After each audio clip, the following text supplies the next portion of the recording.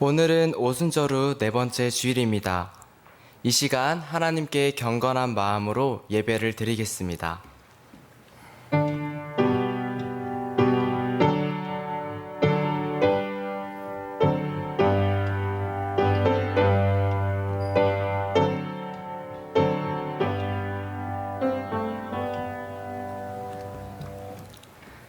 감사로 하나님께 제사를 드리며 지존하신 이에게 내 서원을 갚으며 환난 날에 나를 부르리라. 내가 너를 건지리니 내가 나를 영화롭게 하리로다. 사랑하는 성도 여러분, 우리는 지금 거룩한 곳 하나님의 영적인 임재가 머무는 곳에 들어와 있습니다. 마음과 영혼의 문을 열고 귀를 기울여 하나님의 음성을 들으십시오. 1분 정도 깊은 묵상의 기도의 시간을 갖겠습니다.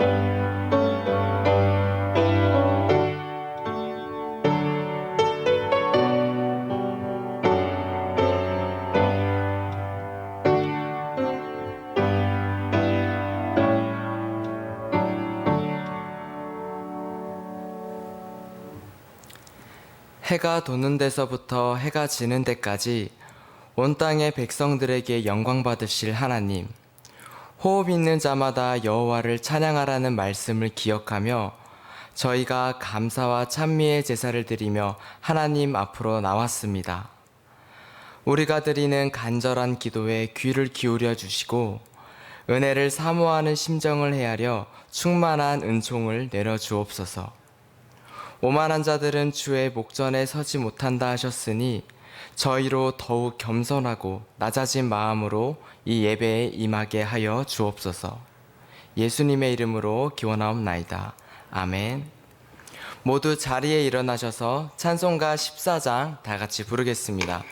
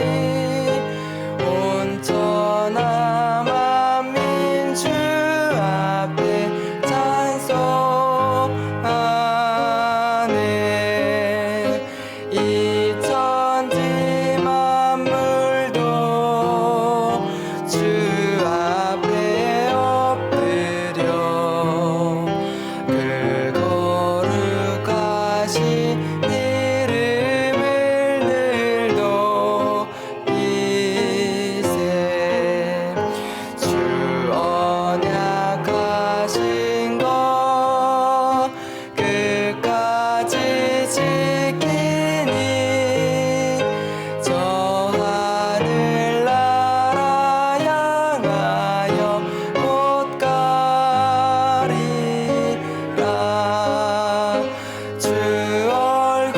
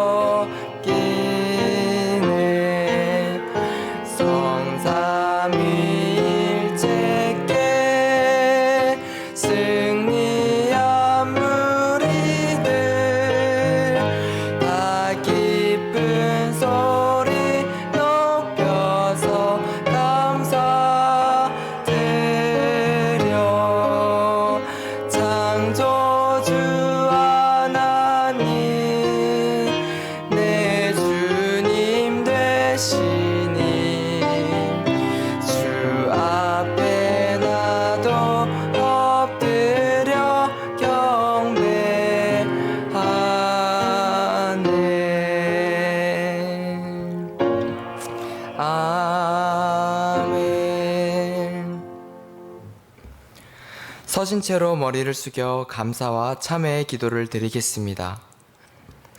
용서와 사랑과 긍휼의 하나님, 사랑과 긍휼과 자비와 은혜로 한 주간 저희를 지켜주시고 보호해 주셔서 감사드립니다.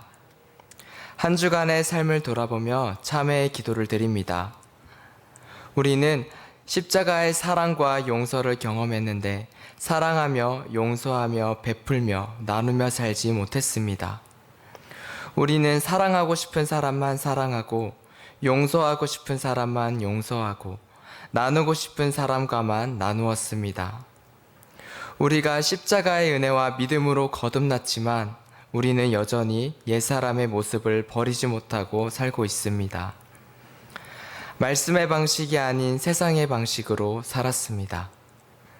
우리의 죄를 고백하오니 주님의 십자가의 보혈로 우리의 더러운 죄를 씻어주시고 날마다 새롭게 태어나게 하옵소서.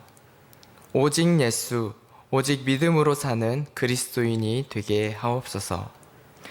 지금은 하나님과 나만이 하는 은밀한 죄를 생각하며 우리 구주 예수 그리스도의 이름으로 묵묵히 참회의 기도를 계속하여 드립니다.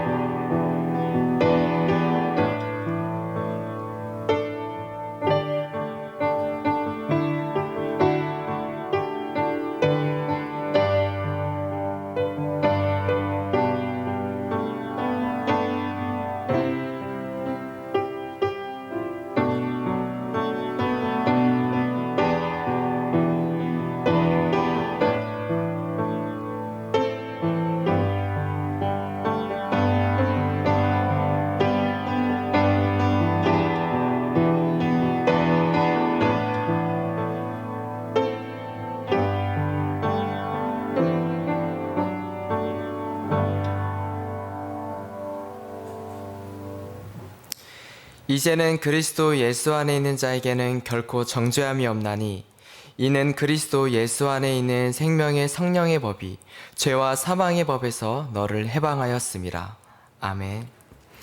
자리에 앉으셔서 교독문 26번 교독하겠습니다. 교독문 26번 교독하겠습니다. 내 백성아 들을지어다. 내가 말하리라. 이스라엘아 내가 내 증언하리라. 나는 하나님 곧 내 하나님이로다.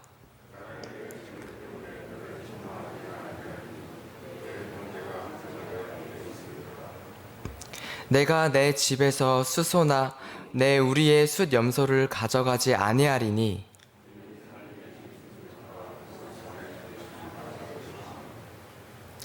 산의 모든 새들도 내가 아는 것이며 들의 짐승도 내 것이미로다.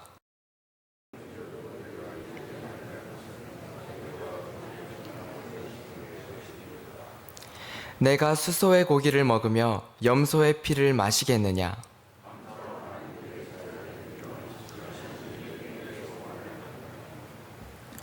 환난 날에 나를 부르리라.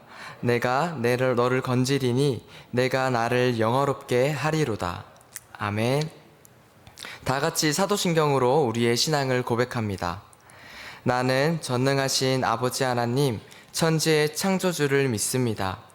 나는 그의 유일하신 아들, 우리 주 예수 그리스도를 믿습니다. 그는 성령으로 잉태되어 동정녀 마리아에게서 나시고 본디오 빌라도에게 고난을 받아 십자가에 못 박혀 죽으시고 장사된 지 사흘 만에 죽은 자 가운데서 다시 살아나셨으며 하늘에 오르시어 전능하신 아버지 하나님 우편에 앉아 계시다가 거기로부터 살아있는 자와 죽은 자를 심판하러 오십니다. 나는 성령을 믿으며 거룩한 공교회와 성도의 교제와 죄를 용서받는 것과 몸의 부활과 영생을 믿습니다. 아멘. 찬송 91장 다 같이 부르시겠습니다.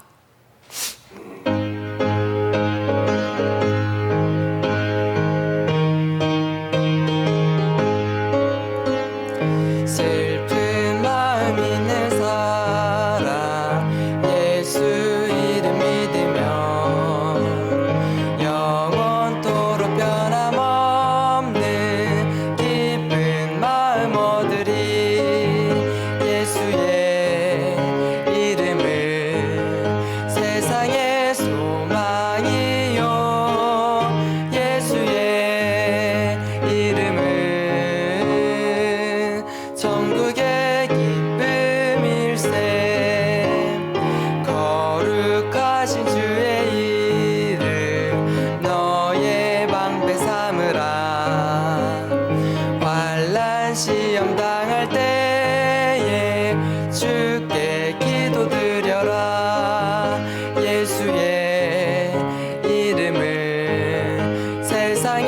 소망이요 예수의 이름은 천국의 기쁨일세. 존귀하신 주의 이름 우리 기쁨 되도다. 주의 품에 안길 때에 기뻐 찬송 부르리. 예수의 이름은 세상의 소망이요 예수의 이름은 천국의 기쁨일세. 우리 갈 길 다 간 후에 보좌 앞에 나가 왕의 왕께 경배하며 면류관을 드리리. 예수의 이름은 세상의 소망이요 예수의 이름은 천국의 기쁨일세.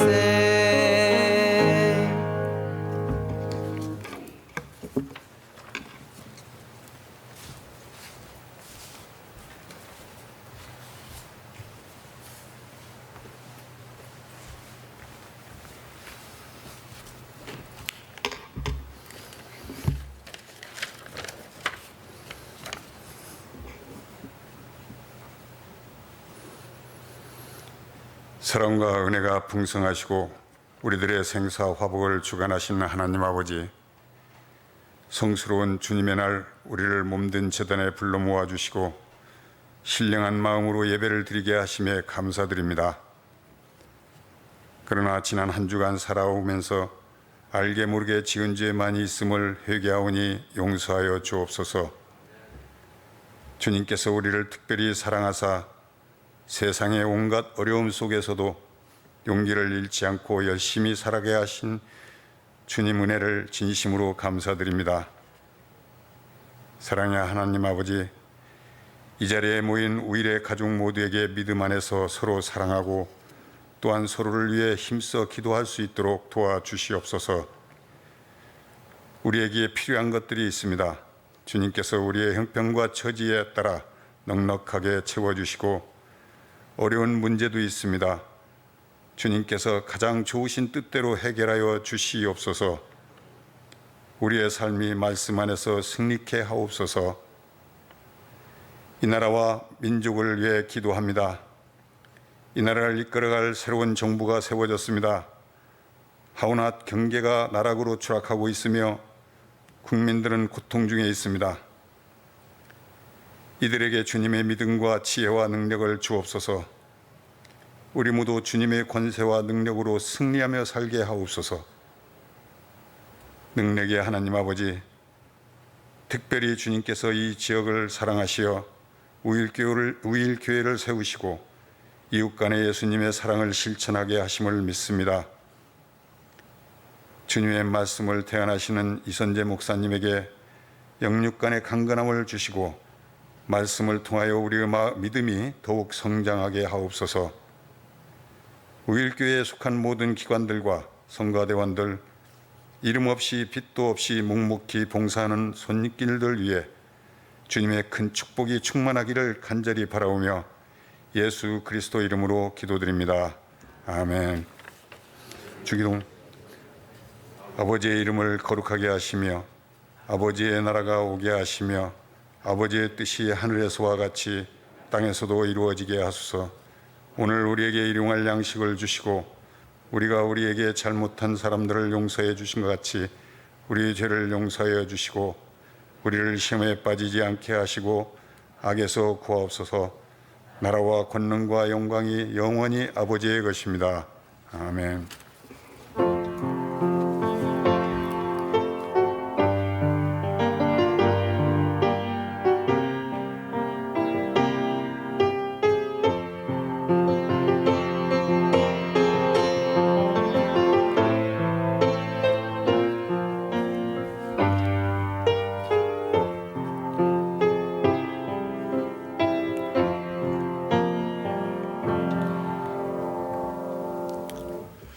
우리에게 주신 하나님의 말씀은 시편 63편 1절부터 4절입니다.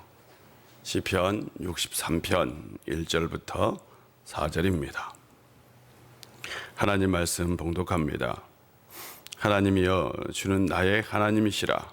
내가 간절히 주를 찾되 물이 없어 마르고 황폐한 땅에서 내 영혼이 주를 갈망하며 내 육체가 주를 앙모하나이다.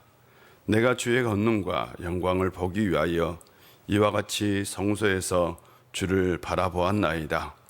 주의 인자하심이 생명보다 나음으로 내 입술이 주를 찬양할 것이라. 이러므로 나의 평생에 주를 송축하며 주의 이름으로 말미암아 나의 손을 들리리이다. 아멘. 주의 이름으로 축복합니다. 한 주간 평안하고 은혜 가운데 살아갈 수 있는 성도님들 되었으면 좋겠습니다. 주중에 뉴스 소식 중에서 가장 아픈 소식은 아마 조윤아 양의 사건이 아닌가 생각합니다. 제주도로 부모와 함께 한 달 제주살이 교회 체험학습을 신청한 10살 아이가 부모와 함께 바닷속 차 안에서 발견되었습니다. 조양의 아버지는 루나코인이라는 가상화폐에 투자했다가 루나코인이 폭락하면서 재산을 탕진하고 극단적인 선택을 한 것으로 보입니다. 무슨 일이 있더라도 이런 일은 없어야겠지요.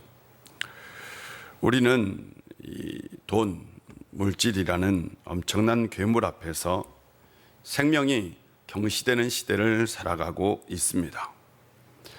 자본주의는 과학의 발전, 사회의 진보, 물질의 풍요, 평등과 자유의 실현 등 인간에게 많은 유익을 가져다 주었습니다.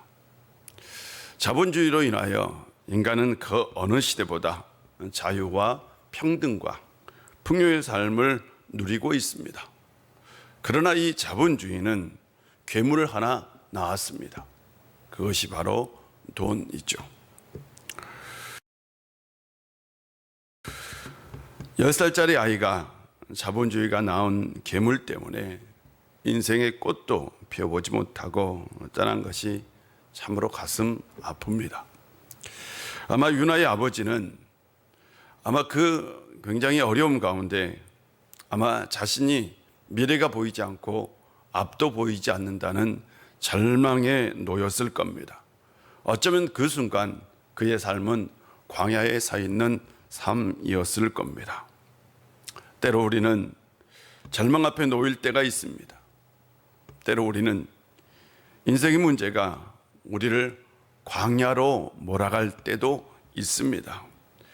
우리는 그곳에서 지치고 낙심하고 절망하기도 합니다. 그렇다면 우리가 광야에 섰을 때에 어떻게 해야 할까요? 하는 거죠. 시편 63편은 부제가 있어요. 제목이 있는데 압살롬에게 쫓겼을 때 그가 광야에 있을 때예요. 압살롬에게 쫓겨 광야에 있을 때 지은 시가 바로 시편 63편입니다. 광야는 아무것도 없습니다. 그래서 광야는 불평과 원망의 상징이기도 합니다.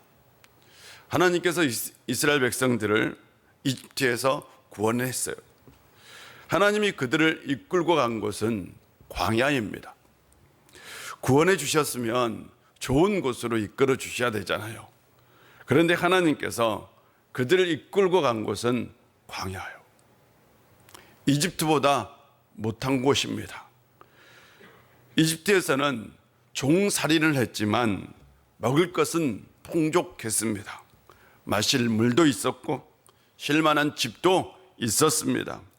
그러나 광야에는 아무것도 없어요. 먹을 것도 없고 물도 없고 집도 없습니다. 그들이 가져온 음식이 다 떨어지자 그들은 모세를 향해 원망합니다. 차라리 우리가 이집트 땅 거기 고기 가마 곁에 앉아 배불림 음식을 먹던 그때 우리가 주의 손에 넘겨주어서 주었더라면 더 좋았을 것이다. 그때 우리가 죽었더라면 더 좋았을 것이다. 그런데 너희는 지금 우리를 광야로 끌어와서 모든 회중을 다 굶어 죽게 한다라고 원망합니다. 광야는 아무것도 없죠. 앞이 보이지 않고 미래가 보이지 않죠. 삶의 소망이 없는 것이 광야입니다. 사람이요, 힘들어도 내일이 보이면, 미래가 보이면 힘든 것도 참고 견딥니다. 그런데 내일이 보이지 않으면 절망하고 낙심하고 불평합니다. 그래서 광야는 원망과 불평의 상징입니다. 바로 다윗이 그 광야에 서 있는 거죠. 그는 누구보다 하나님의 사람이었고 하나님께 순종적인 사람이었습니다. 하나님을 의지하며 살았고 그는 하나님을 사랑하는 사람이었어요. 그는 언약궤를 이방 지역에서 옮겨왔던 사람이고 하나님을 신실하게 믿었기에 자기를 죽이려고 하는 사울도 살려주었습니다. 그는 하나님의 선택으로 왕이 되었고 나라는 확장되고 안정되었습니다. 물질도 풍요하고요, 경제적 어려움도 없었습니다. 그런데 유일하게 다윗에게 허락되지 않는 삶이 하나 있었어요. 성경을 보면 다윗에게 유일하게 물질적 풍요도 있고 권세도 누리고 다 허락돼요. 하나님께서 다 주셔요. 그런데 딱 하나 주시지 않는 게 있어요. 성경을 계속 읽어보세요. 평안한 삶이에요. 무탈한 삶, 아무것도 없는, 인생에 문제가 없는 좀 편안한 삶. 그런데 다윗에게는 희한하게 평안한 삶이 허락되지 않아요. 하나님께서 모든 걸 다 주셨는데 평안은 주시지 않습니다. 하물며 아들이 배신해서 자신을 죽이려고 합니다. 그는 지금 어쩔 수 없이 광야에 서 있어요. 그는 하나님을 원망하고 하나님께 불평을 늘어놓아야 합니다. 아마 우리 같았으면 그렇지 않았을까요? 분명한 건 광야는 아무것도 없는 무의 상태입니다. 음식도 없고 물도 없고 쉴 것도 없습니다. 삶에 기본적으로 필요한 것들조차 없는 것이 광야입니다. 광야는 사람을 괴롭게 하는 낮의 뜨거움과 밤의 추위만 있을 뿐입니다. 그래서 광야에 서면 있는 것보다는 없는 것이 보입니다. 여러분, 물이 없는 것이 보이고 음식이 없는 것이 보이고 집이 없는 것이 보이고, 그래서 광야는 있는 것, 나에게 있는 것보다는 나에게 없는 것이 보이는 곳이 바로 어디냐? 광야예요. 없는 것이 보이는 그 순간 우리의 삶은 광야입니다. 우리가 없는 것이 보이면 우리는 지금 광야에 서 있는 겁니다. 부족한 것이 보이면 우리의 삶은 그 순간 광야입니다. 우리의 삶에 광야는 있을까요, 없을까요? 집이 없는 사람에게 집이 없는 것이 보이면 그 순간 광야가 됩니다. 돈이 없는 사람에게 돈이 없는 것이 보이면 광야죠. 직장이 없는 사람에게 직업이 없는 것이 보이면 광야입니다. 육신의 질병도 광야가 될 수 있고 마음의 아픈 것도 광야가 될 수 있습니다. 광야는 없는 것이에요. 없는 것을 상징합니다. 시편 63편은 그 광야에 선 사람이 무엇을 해야 하는지를 보여주고 있습니다. 광야에 선 다윗은 무엇을 했을까요? 광야에 선 사람이 실은 할 수 있는 건 거의 없습니다. 이것이 매우 중요하죠. 광야에서 사람이 할 수 있는 것 거의 없잖아요. 이스라엘 백성들이 광야에서 물이 없었어요. 물이 없다고 해서 그들이 할 수 있는 게 없었어요. 그들은 고기가 먹고 싶었어요. 고기가 먹고 싶다고 해서 어디서 고기를 구할 수 있는 것도 아니었어요. 그들은 더웠어요. 덥다고 해서 그들이 할 수 있는 것도 없었어요. 밤에는 추웠어요. 춥다고 해도 그들이 할 수 있는 게 없었어요. 광야는 사람이 할 수 있는 게 없어요. 고기가 먹고 싶어도 어디에서 구할 수 없고 빵을 먹고 싶어도 어디에서 구할 수 없고 그것이 바로 광야입니다. 그런데 그 광야는 하나님께서 일하는 곳이기도 합니다. 하나님께서 반석에서 물이 나오게 하셨고 만나와 메추라기를 주셨고 구름 기둥과 불 기둥을 보내주셨지요. 광야는 사람이 할 수 있는 게 없어요. 우리가 노력해서 얻을 수 있는 게 없는 그 순간 우리의 삶은 광야지요. 광야에는 내 존재, 내 능력 자체가 무의미합니다. 광야에서는 왕이든 신하든 다 똑같이 아무것도 할 수 없어요. 왕이라고 물을 구할 수 있는 것도 아니잖아요.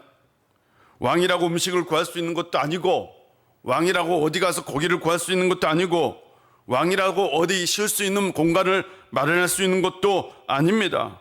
광야에서 우리가 발견하는 것은 내가 아무것도 할 수 없구나입니다. 이곳이 곧 광야이죠. 다윗은 용명한 장수였어요.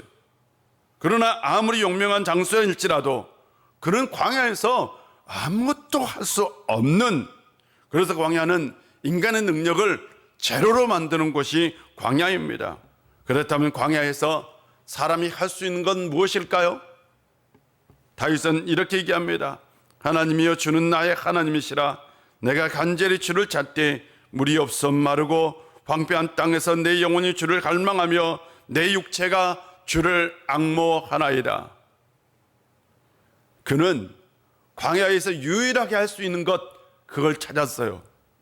하나님을 찾는 거요. 비로소 그는 하나님을 찾게 됩니다. 왜? 광야는 하나님께서 일할 수 있는 것이고 하나님이 일할 수 있는 최적의 조건을 가지고 있기 때문입니다. 우리가 광야의 삶을 사는 것, 우리의 노력이 부족해서가 아닙니다. 우리의 능력이 부족해서가 아닙니다. 우리는 열심히 살았어요. 우리는 온 힘을 다해 살았어요. 우리는 최선을 다했습니다. 때로는 그러나 우리가 원치 않는 삶이 우리에게 오기도 합니다. 실패하는 것이, 아픈 것이 우리의 뜻대로 되는 건 아닙니다. 우리가 원치 않지만 우리는 때로는 광야에 서 있기도 합니다. 인생이 광야라면 해야 할까요? 우리가 유일하게 할 수 있는 건 하나님을 의지하고 하나님을 찾고 하나님을 간절히 소망하는 것 아니겠습니까? 그것밖에 없어요. 지금 인생이 광야입니까? 없어요? 내일이 보이지 않습니까? 미래가 보이지 않아요? 그래서 답답하기도 하고 힘들기도 하고 절망적입니까? 그렇다면 하나님을 찾을 수 있는 성도님들 되시기를 바랍니다. 분명히 다윗은 하나님을 찾았어요. 다윗은 이렇게 얘기합니다. 내가 간절히 주를 찾나이다. 내 영혼이 주를 갈망합니다. 이 갈망이라는 단어가 여러분 참 멋있는 단어 아닙니까? 간절하다는 거죠. 간절. 이 간절하며 때로는 열정을 이긴다라고 얘기하기도 하죠. 다윗은 하나님을 향해 간절했어요. 그의 간절함은 이거였어요. 하나님, 내가 할 수 있는 것 아무것도 없습니다. 이전까지는 내가 할 수 있다고 생각했지만 지금 이 광야에서 보니 제가 할 수 있는 게 없습니다. 다윗은 이미 경험했죠. 그가 골리앗을 만났을 때에 그가 할 수 있는 건 하나님을 의지할 수밖에 없었어요. 그는 그때의 심정으로 다시 하나님을 찾은 거죠. 아마 그는 틀림없이 눈물을 흘리며 간절히 하나님을 찾았을 겁니다. 하나님이여, 하나님은 나의 하나님이 되십니다. 저를 구해 주십시오 라고 간절히 하나님을 찾았을 겁니다. 간절함은 애절하고 절절하고 절실하고 절박한 것이죠. 이게 간절함 아니겠습니까? 간절함은 애절하고 절절하고 절실하고 절박해 합니다. 그래서 그때 간절함이 나오는 거죠. 인간이 가장 간절할 때요, 생사의 기로에 섰을 때. 지금 다윗이 생사의 기로에 섰어요. 그래서 그는 하나님 앞에서 간절했던 거죠. 한 번은 아들이 저에게 이런 얘기를 해요. 아빠는 얼마나 간절해요? 그 얘기를 듣는 순간 충격이었어요. 나에게 간절함이 부족하구나 라는 걸 느꼈어요. 간절함. 어쩌면 내가 간절한 만큼 기도할 거고, 그렇죠, 간절한 만큼 하나님을 찾을 것이고, 간절한 만큼 하나님을 의지할 것입니다. 때로는 간절함의 깊이가 신앙의 깊이가 될 수 있어요. 예배에 대한 간절함, 말씀에 대한 간절함, 기도에 대한 간절함이 신앙의 깊이가 될 수 있는 겁니다. 저는 스포츠를 참 좋아해요. 다른 모든 종목을 다 좋아하는데 농구도 좋아합니다. 농구 선수가 되는 건 키가 커야 된다는 우리는 그런 편견을 가지고 있어요. 농구를 잘하려면 뭐 해야 돼요? 여러분 물어보면 다 조건이 키가 커야 된다라고 얘기하죠. 맞죠? 농구 선수는 키가 커야 되죠? 맞아요? 이건 편견일 수 있어요. 꼭 그렇지는 않습니다. 저는 농구 선수 중에 스테판 커리라는 선수를 굉장히 좋아합니다. 이 선수는 미국 농구 선수 중에 큰 편이 아니에요. 1m 88밖에 되지 않아요. 미국 농구에는 대부분이 다 2m가 넘어요, 선수들이. 그런데 키가 1m 88밖에 안 돼요. 농구 선수는 키가 작아요.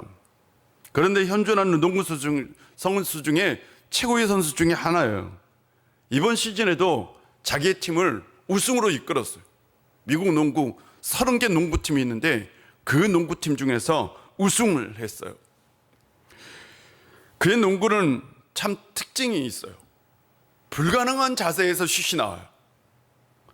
불가능한 각도에서 슛을 던져요. 그런데 들어가. 그리고요, 스텝백 슛이라는 게 있는데 이 슛을 정말 자유자재로 던지고요, 3점 라인이 있는데 대부분 선수들은 3점 라인 이 딱 앞에서 던져요. 그런데 이 선수는 3점 라인 1m 떨어져서 던지고 2m 떨어져서 던지는데 3점이 들어가요. 참 신기해요. 농구하는 거 보면. 그의 농구는 거의 묘기에 가까워요. 그런데 그의 포지션이 뭐냐? 가드입니다. 가드. 포지션이 가드예요. 예전엔 농구 선수 중에서 가장 인기 있는 포지션은 센터였어요. 센터 하려면 키가 커야 돼요. 그런데 요즘 미국 농구에서는 센터가 인기가 없어요. 점수도 많이 못 내요, 센터는. 요즘 미국 농구에서 인기 있는 포지션은 포워드하고 가드입니다. 굉장히 이 선수들이 농구를 잘해요. 그런데 키가 크냐? 작은 선수들이 많아. 생각보다. 유명한 선수, 미국 농구의 유명한 선수들이 생각보다 키가 그렇게 크지 않아요. 그런데 이 포워드나 가드가 하는 일은 참으로 많아요. 리바운드도 해야 되고, 수비도 해야 되고, 득점도 해야 되고, 도움도 줘야 되고, 전천후 활약을 합니다. 이런 선수는 센터에 비해서 정말 많이 열심히 훈련한 선수예요. 이 선수들의 특징은 간절함이 원천입니다. 왜? 어려서부터 키 큰 애보다 내가 뭐가 작아요? 신체적 약점이 있어요. 그렇기 때문에 누구보다 열심히 노력한 거예요. 그래서 가드나 포워드는 간절함으로 운동하는 선수들의 특징입니다. 간절함이 이긴 거죠. 우리의 삶 가운데도 간절함은 필요하지 않겠습니까? 사랑하는 성도들, 간절한 만큼 기도하고 간절한 만큼 하나님을 찾을 수 있는 성도님들 되시기를 바랍니다. 그런데요, 간절함에도 우선순위가 있습니다. 다윗에게 있어서 우선순위는 뭘까요? 지금 다윗이 광야에 서 있어요. 우선순위 여러분. 다윗에게 우선순위는 뭐냐? 그가 다시 왕위를 회복하는 게 우선순위입니다. 그런데 다윗은 왕위를 회복하기보다는 그는 먼저 하나님을 찾았다는 거죠. 다윗에게 지금 우선순위는 하나님을 향한 간절함이었어요. 예수님께서 한번 이렇게 말씀하신 적 있죠. 너희는 먼저 그의 나라와 그의 의를 구하라. 그리하면 이 모든 것을 너희에게 더하시리라. 주님께서 말씀하신 건 우선순위예요. 너희에게 우선순위가 뭐냐? 너희들이 먼저 그의 나라와 그의 의를 구하는 것, 그것이 우선순위다 라는 거죠. 세상 것을 먼저 찾기보다는 하나님을 먼저 찾으라 라는 것이 주님의 말씀이었어요. 그런데 이게 생각보다 어렵다는 거죠. 압살롬 사건으로 지금 다윗이 광야에 서 있어요. 그런데 그의 인생의 말년이에요. 그의 인생의 말년, 사람이 나이가 들어서 여러분 모험하는 건 참 쉽지 않습니다. 인생의 나이가 들어서 모험을 한다? 어려워요. 모험하다 자칫 실수하면 모든 것을 다 잃을 수 있어요. 그래서 나이가 들어서 사업 잘 안 하잖아요. 지금 다윗에게 있어서 가장 중요한 건 뭐냐? 왕위를 회복하는 거예요. 맞죠? 아니에요? 왕위를 회복해요. 압살롬을 이기는 겁니다. 만약 압살롬에게 지면 모든 것이 다 끝나요.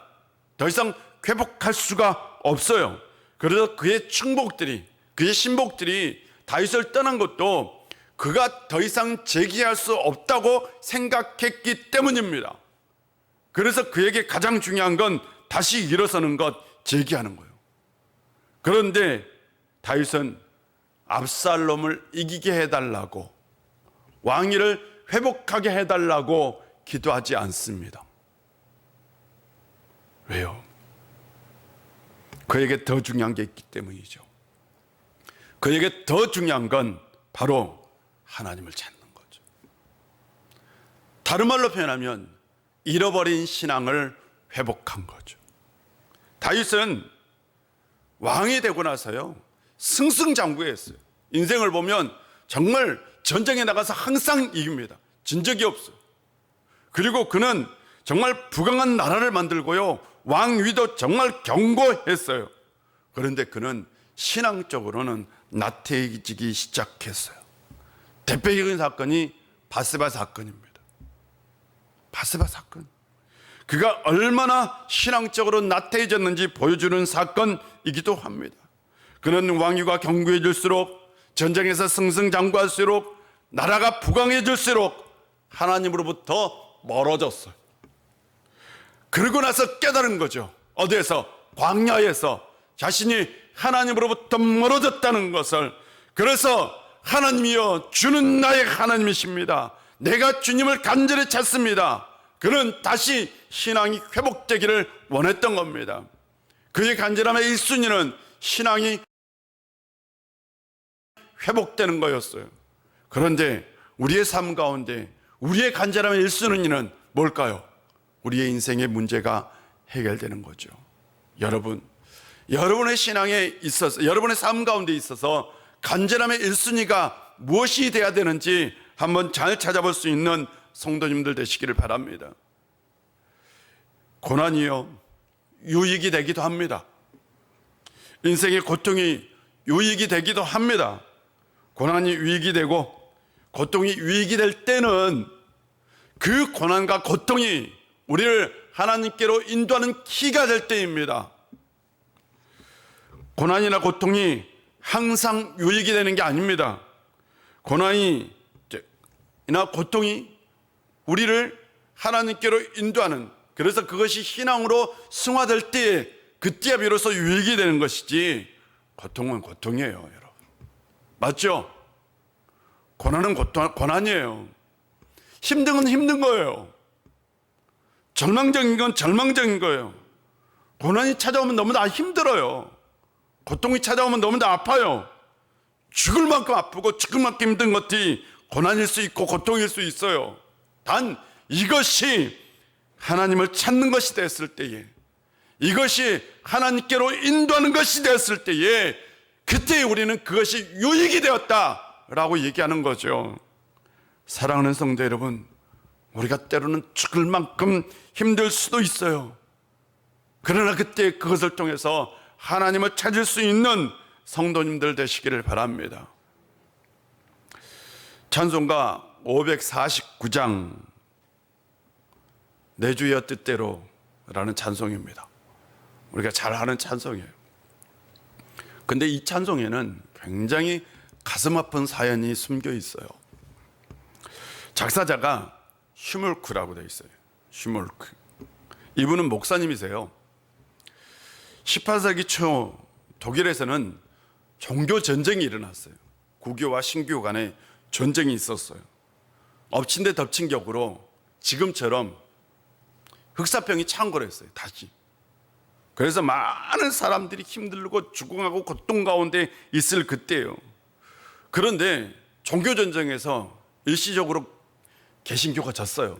그러자 카톨릭은 더욱더 심각하게 바로 이 기독교인들을 핍박했어요. 바로 그때요, 이 슈멀크 목사님은 목회에 전념할 수밖에 없어서, 그렇잖아요. 성도들을 다니면서 신방하고 위로하고 권면하고 신앙이 떨어지지 않도록. 왜? 핍박을 받고 있는 상황이니까. 그렇잖아요.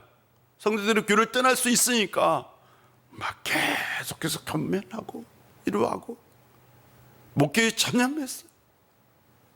어느 날 교인을 신방하고 집에 돌아와 보니 기가 막힌 일이 벌어졌어요. 집이 불난 거예요. 집이 다 타버렸어요. 그런데 그 부 속에 두 아들이 있었어요. 두 아들을 잃었어요.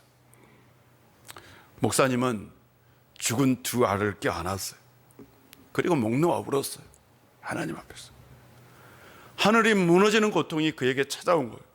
생각해 보세요. 하나님을 한다고 신방을 다녀왔는데 아들이 죽어 있어요. 두 아들이. 얼마나 절망적이겠어요. 앞이 보이지 않는 거잖아요. 그는 목 놓아 하나님께 울었어요. 그러고 나서 그때에 그가 하나님께 고백했어요. 기도한 거예요. 그 기도가 바로 찬송가 549장의 가사입니다. 내 주여 뜻대로 행하시옵소서. 온 몸과 영혼을 다 주께 드리니 이 세상 고락간 주인도 하시고 날 주관하셔서 뜻대로 하소서. 내 주여 뜻대로 행하시옵소서. 큰 근심 걱정 중에도 낙심케 마옵소서. 주님도 때로는 울기도 하셨네. 날 주관하셔서 뜻대로 하셔서. 슈멀크 목사님은 하늘이 무너지는 고통 중에 내 주여 뜻대로 하옵소서라는 기도를 드렸어요.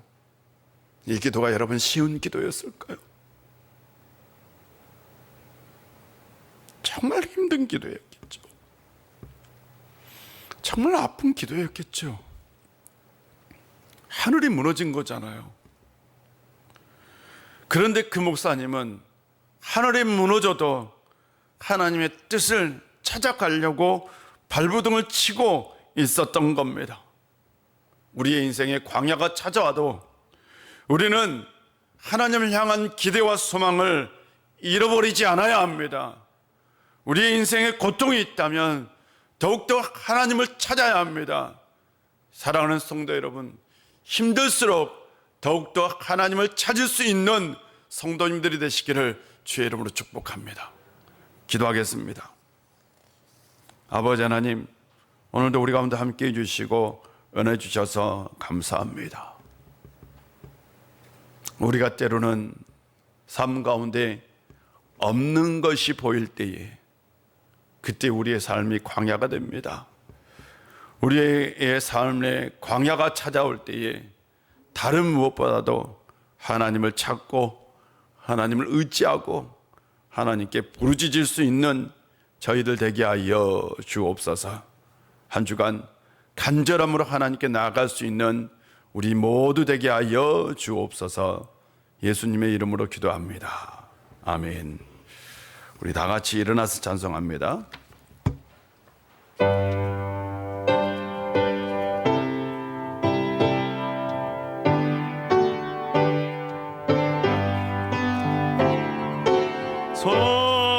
성자의 귀한 몸 날 위하여 버리신 그 사랑 고마워라.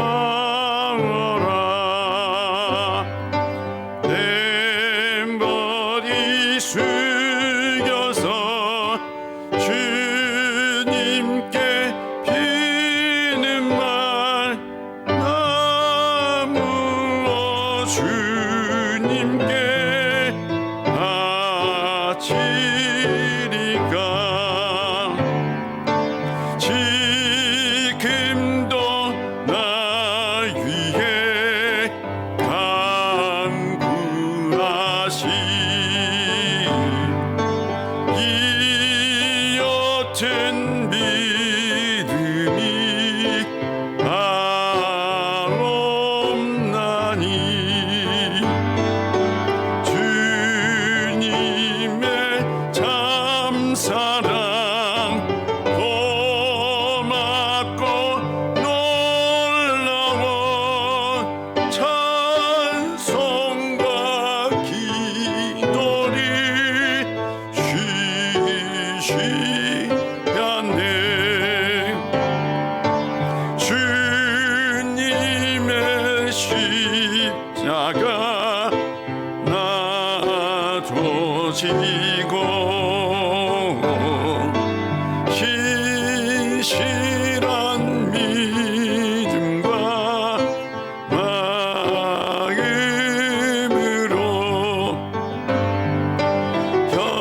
형제의 사랑과 친절한 위로를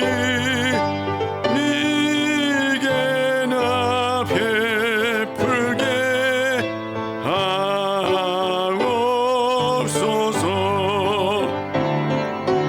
만 가지 은혜를 받았으니 내 평생 슬프나 즐거우나 이 몸을 온전히 주님께 바쳐서 주님만 위하여 내 살겠네.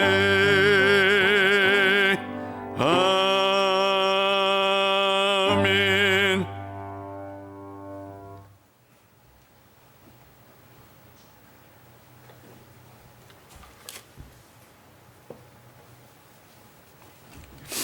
김문희 전도사님, 박경희 집사님, 김광태 집사님, 박계욱 권사님, 임효은 집사님, 무명으로 두 분이 감사함을 드렸습니다. 하나님 아버지, 우리가 이 세상 힘들고 고통과 고난 가운데 살다가 주님 앞에 나와 이렇게 영광의 예배를 드릴 수 있도록 은혜 주셔서 감사합니다. 아버지 하나님, 늘 우리가 힘들고 어려울수록 하나님을 찾고 찾을 수 있는 저희들 되게 하여 주옵소서. 이 시간 주님 앞에 나올 때에 빈손으로 나오지 아니하고 예물을 정성껏 준비하여 가지고 나왔습니다. 하나님께서 우리에게 많은 은혜를 베풀어 주셨고 그 중에 일부분을 가지고 주님 앞에 나와왔사오니 받아주시고 흠양하여 주시옵소서. 드리는 손길마다 하나님이 주신 복이 가득하게 하여 주옵소서. 드려지는 모든 예물, 감사, 성교, 비전, 11조, 장학, 구제 등 이 모든 예물이 우리 우일교회를 든든하게 세우는 예물이 되게 하여 주시고 이 땅 가운데 하나님 나라가 이루어지고 다음 세대를 살리고 세우는 교회가 되게 하여 주옵소서. 한 주간 우리는 또한 이 세상에서 살아야 합니다. 특별히 무더위 가운데 우리 건강 잃지 않도록 우리 교인들 다 지켜주시옵시고 또한 주 안에서 평안하고 형통한 삶 살 수 있도록 하나님께서 도와주시옵소서. 인생의 모든 문제들이 주 안에서 주님의 도우심으로 술술 풀리는 놀라운 역사가 각 성들의 삶 가운데 가득하게 하여 주옵소서. 이 은혜가 이 예배에 참석하지 못한 모든 이들에게도 함께하여 주옵소서. 예수님의 이름으로 봉헌 기도드립니다. 아멘.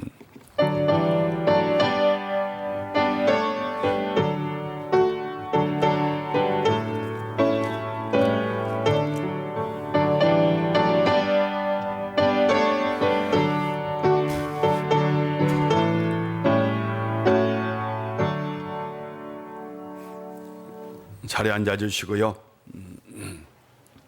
교회 소식 전해드리겠습니다. 오늘부터 교회에서 식사 제공합니다. 꼭 기억해 주시고요. 3부 예배가 끝나고 난 다음에 재직회 있겠고 오후 1시 30분부터 교사 수련회 있겠습니다. 그리고 구역 연합 예배 7월 31일 날 하려고 합니다. 구역장님들 미리부터 좀 잘 우리 구역 식구들 연락해 주시고 챙겨 주셨으면 좋겠습니다. 성경와 필사해 주신 집사님이 있네요. 문영희 집사님 필사해 주셨고 또한 안경희 권사님 성경 통독해 주셨습니다. 늘 하나님 말씀 가까이 했으면 좋겠어요. 이 필사가 이게 생각보다 어렵거든요. 정말 대단한 겁니다. 필사. 성경 통독도 1년에 한 번은 아니지만 2년이고 3년이고 걸쳐서 꼭 한번 성경을 통독 한번 할 수 있는 성도님들 되었으면 좋겠습니다. 자, 나머지 광고는 주부를 참고해 주시고 우리 다 같이 일어나셔서 우리는 오직 예수 오직 믿음으로 살아야 합니다. 우리는 오직 예수 오직 믿음으로 살아야 합니다. 나는 오직 예수 오직 믿음으로 살겠습니다. 아멘.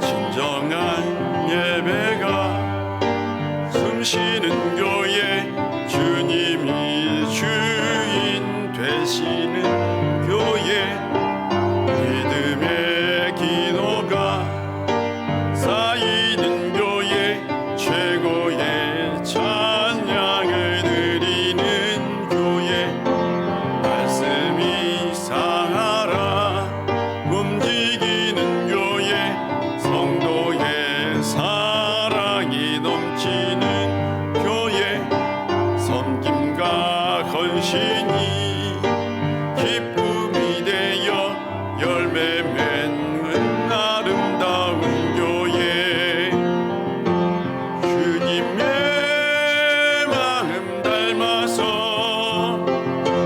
이곳을 사랑하는 교회 주님의 영광을 위해서 빛 대신 주님 전하는 교회 사랑의 불꽃이 활짝 피어나 날마다 사랑에 빠지는 교회 주께서 사랑하는 우리의 교회가 이런 교회 되게 하소서.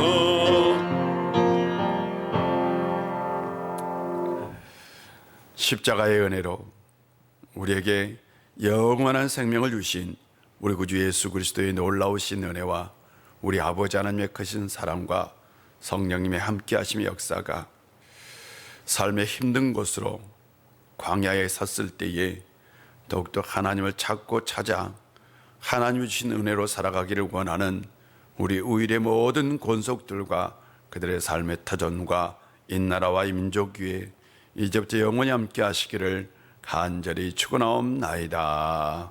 아멘.